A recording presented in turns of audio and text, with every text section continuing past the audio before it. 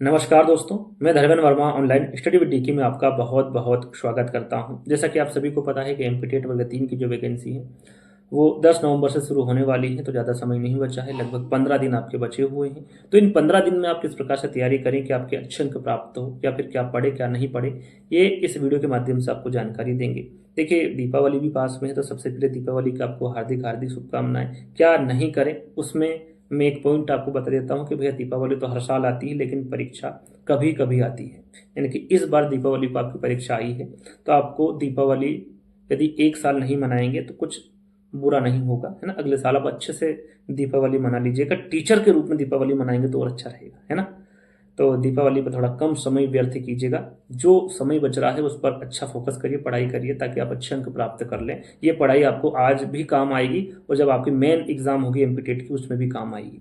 तो सबसे पहले हम ये बात कर लेते हैं। पहली बात हो गई कि आपको दीपावली पर कम समय देना है। दूसरी बात यह है कि पहले क्या होता था कि चाहे वो कोई सी भी टेट एग्जाम हो, एमपीटेट हो या फिर अन्य टेट एग्जाम हो, उसमें समय आपको अच्छा खासा मिल जाता था, 2 से 3 महीने, जिसमें आप गाइड का भी प्रयोग कर सकते थे, थ्योरी पढ़ लेते थे, हर सब्जेक्ट की अलग अलग बुक पढ़ लेते थे, उसमें आप अपना नोट्स बना लेते थे और रिविजन कर लेते थे। वो समय अब नहीं बचा है ना।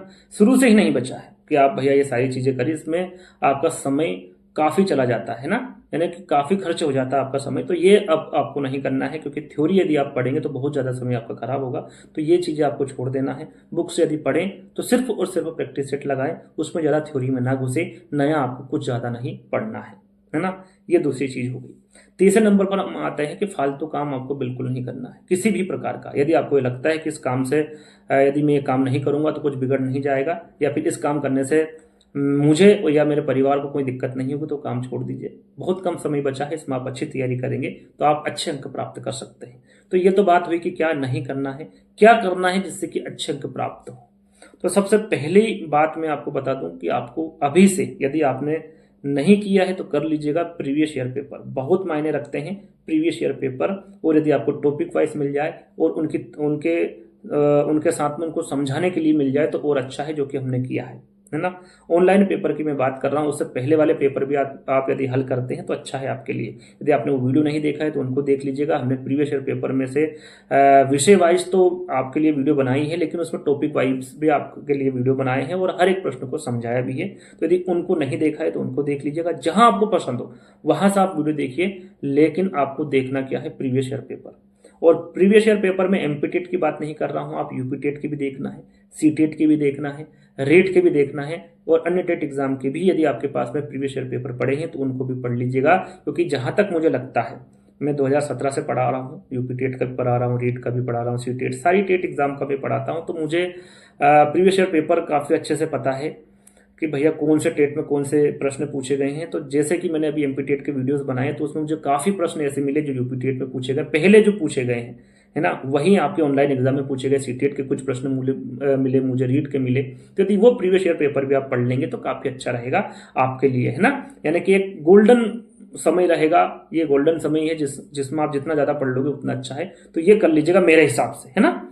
दूसरा काम आपको क्या करना है, प्रीवियस ईयर पेपर आपने पढ़ लिया, आपको प्रैक्टिस सेट लगाने हैं।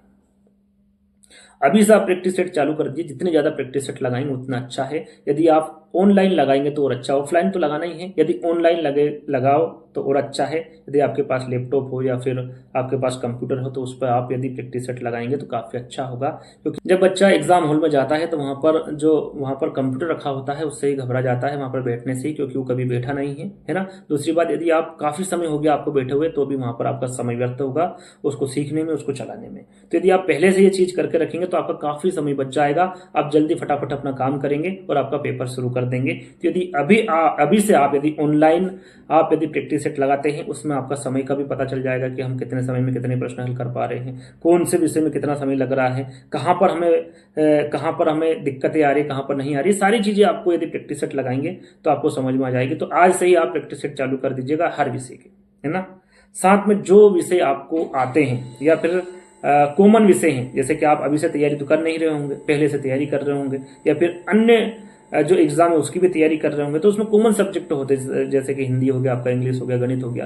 तो इन जो टॉपिक, इन पर आपकी अच्छी कमान होगी, तो इन पर थोड़ा सा कम फोकस करिएगा। जो बाकी समय जो उनमें आप समय देंगे, वो समय आपको कहाँ देना है, पेडागोजी में, क्योंकि आपको सभी को पता है कि पेडागोजी कितने नंबर की पूछी जाती है, 90 नंबर की। सभी में 15-15 नंबर की आती है और बाल विकास में तो पूरे 30 नंबर की आती है। तो टोटल आपकी कितनी हो गई, 90 नंबर की पेडागोजी आती है। यदि वो आपने अच्छे से कर ली तो बहुत अच्छा होगा, बहुत अच्छे अंक प्राप्त कर सकते हैं, है ना।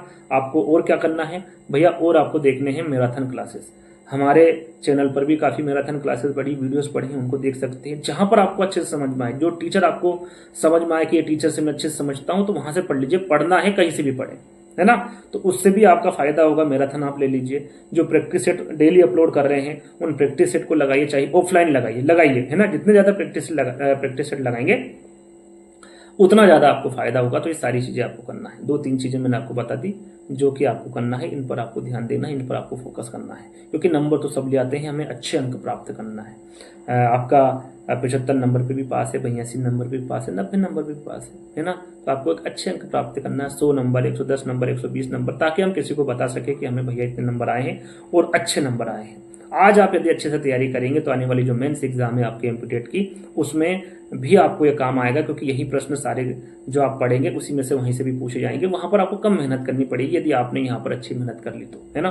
तो यही सब सारी चीज़ें मुझे बताना था। यदि वीडियो अच्छा लगा हो तो आपको लाइक करना है। कुछ चीज़ें आपको पूछनी है तो आप कमेंट्स के माध्यम से पूछ सकते हैं, है ना। तो आपको ये वीडियो को शेयर करना है जिन बच्चों की एमपीटेट की एग्जाम है, थोड़ा सा मोटिवेशन मिल जाता है वीडियोस देख के। तो आई होप आपको ये वीडियो पसंद आई होगी। तो जल्दी ही दोस्तों एक नई वीडियो के साथ मिलेंगे, जब तक के लिए धन्यवाद।